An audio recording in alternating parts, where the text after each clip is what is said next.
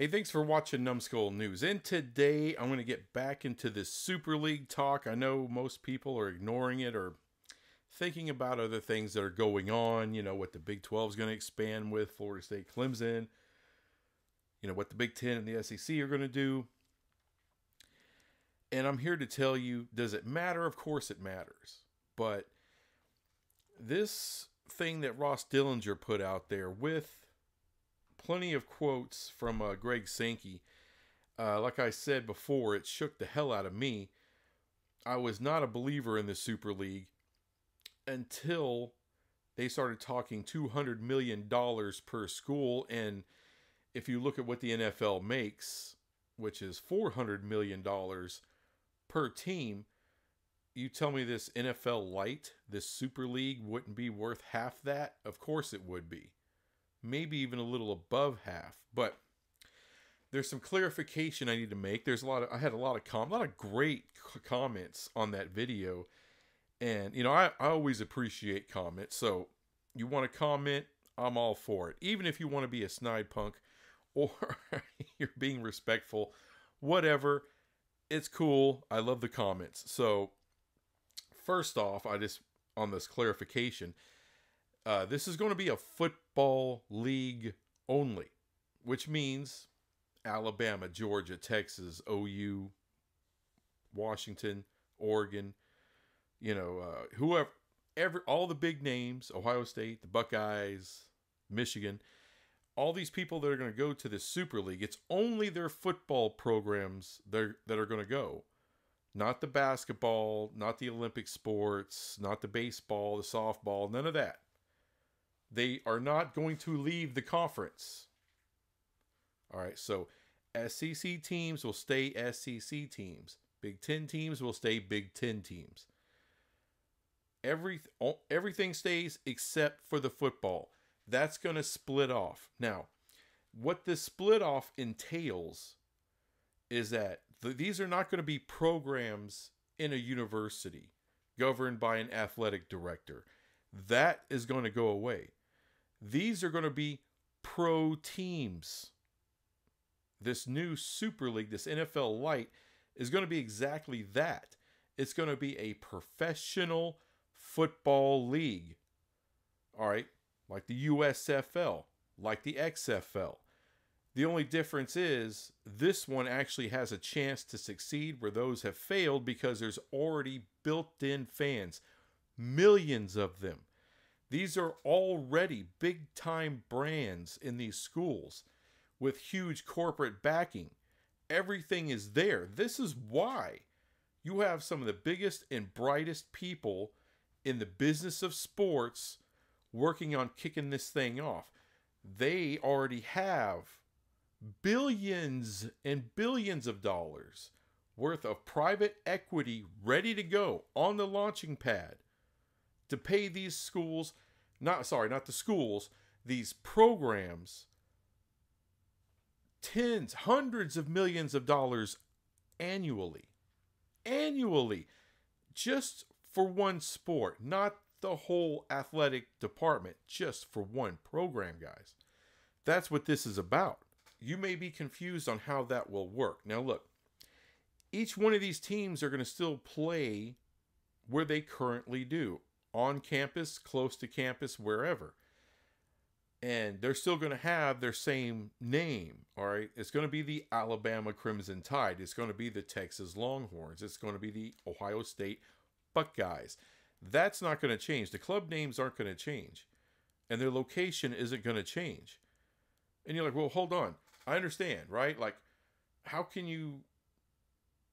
Aren't you still part of the university then? No, you're not. You can't be. Not if you're going to be a professional league. Look, being a professional team, what does that mean? That means all your players are now pro athletes. They're not student athletes anymore. You don't have any more real direct ties, legal ties to that particular university. And how that will work is they will pay for branding rights. They will pay the university for their branding rights. They will pay essentially a lease for their stadium, for their facilities, practice space, locker rooms, all of that. I mean, you're talking tens of millions of dollars going back to that university. So the university all of a sudden now has a cash cow. They always did, but keep in mind, these universities are not for profit. Technically, they have tax exempt status. All of these football schools don't have to pay taxes on the revenue they generate. Remember that shit. And they pay for all the other sports. So by them kicking the money back to the university, guess what? They're still funding the other sports. And you don't have to worry about Title IX because the tax exempt status for each one of these teams is gone because they're now for profit. And being for profit, there's a ton of profit out there for this thing. Like I said, $200 million a year plus annually per team that joins this conference. It's too much money to turn down. How does the player thing work, right? Like I said, they won't be student athletes anymore. They'll just be professional athletes at that point. Now, I don't know how the years, how the eligibility thing is going to work out. I don't know how long they can stay in this league. Like if they don't ever get drafted by the NFL, because that'll still be a thing. This is essentially going to be, like it always has been, going to be the minor leagues for the NFL. All right, but way, way more popular.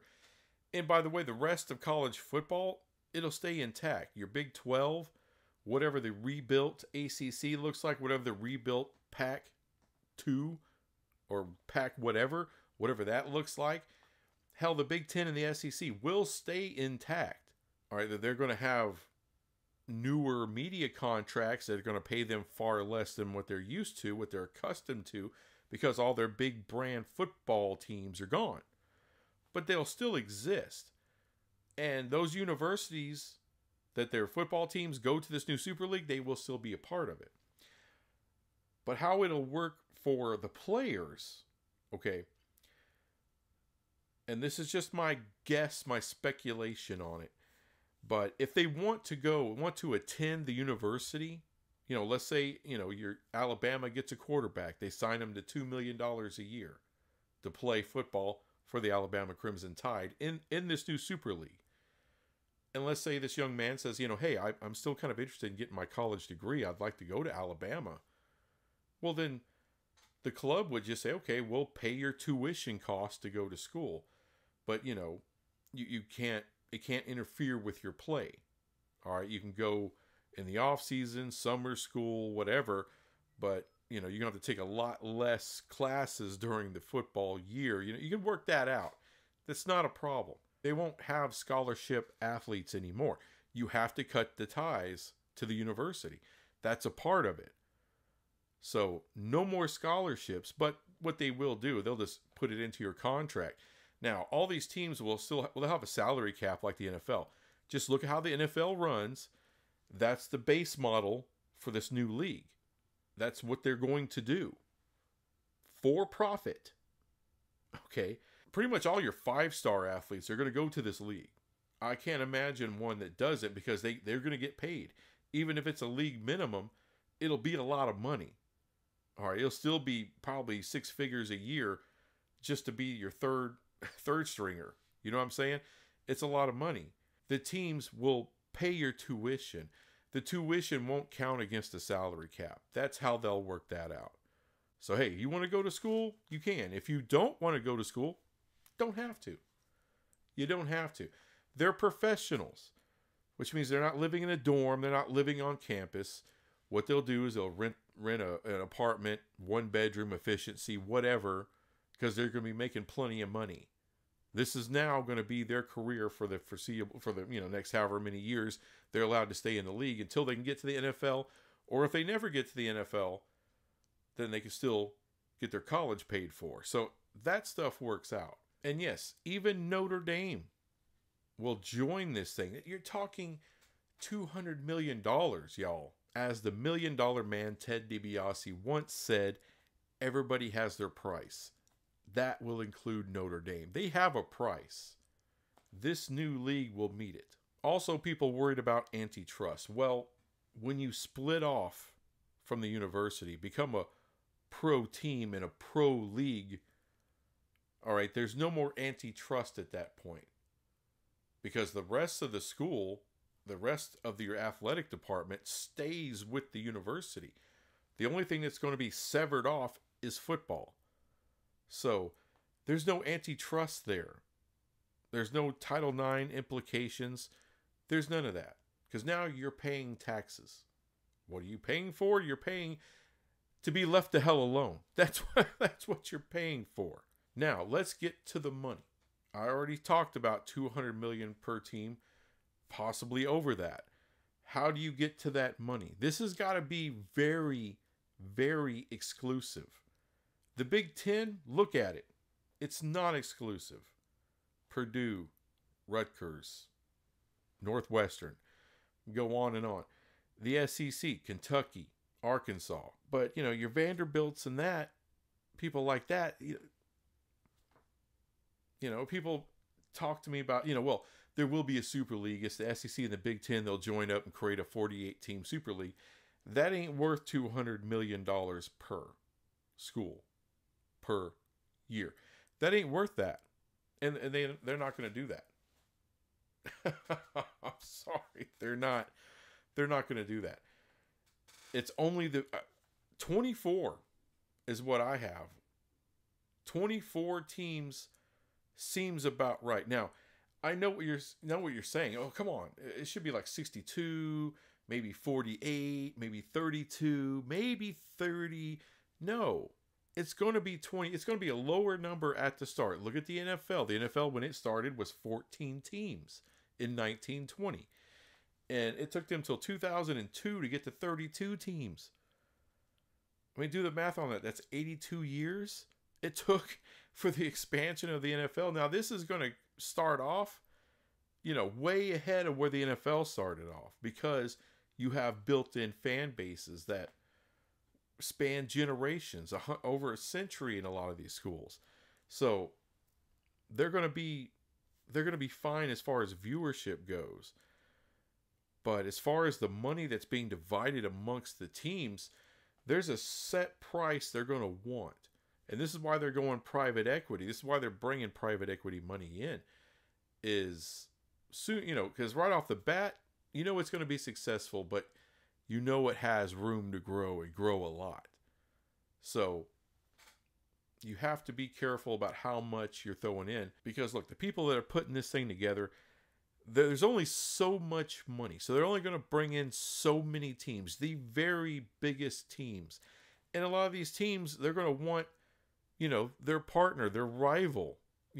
Alabama probably doesn't want to leave Auburn in the dust. Well, Auburn gets really good ratings. they get pretty stellar ratings. So yeah, they'll get to come in too. There's going to be some schools that get left out. And the fan bases are going to be freaking out. But not everybody's going to get to jump in. Just because you're a D1 team doesn't mean you get to come in.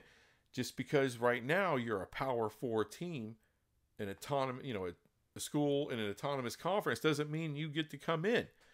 No, there's going to be a team like Missouri that gets left out, or a team like Ole Miss that may get left out.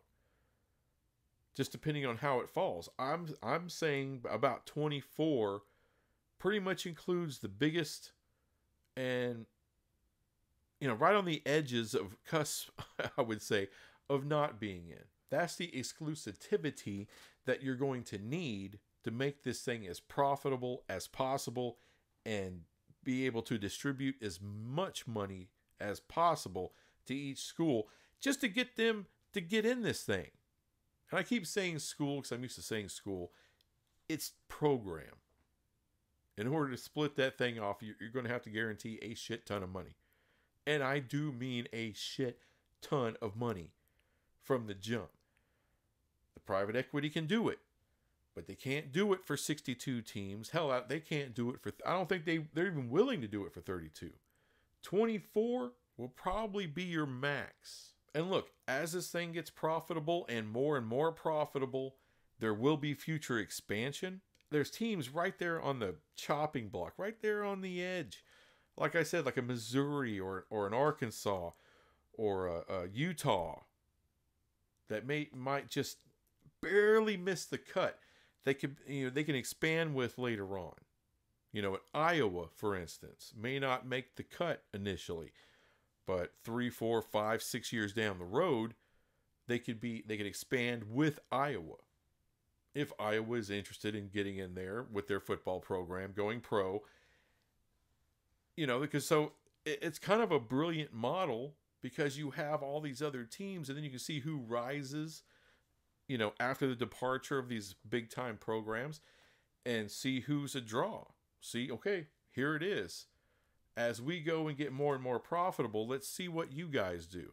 And then they can expand to new territories, new fan bases coming on board, giving a further infusion to this Super League. So hopefully what I did was clarify what I see this Super League turning into, because it's going to happen. As I said once in a previous video, I said it in this one. There's too much money that's out there to invest in this thing for it not to happen. You don't like it, I don't like it, but it's where we're going. The money's too much. And the money checks out. And Greg Sankey himself is kind of tripping nuts on it. So, that's that. And I'm sure not all you are going to agree with me. Get in the comments. Tell me if I'm being stupid, if I'm being a sucker. I don't think I am. Not when you're talking about that kind of money. I don't think that's a sucker take at all. Anyway, thanks for watching this crap, and I'll be back with some other crap later. Bye.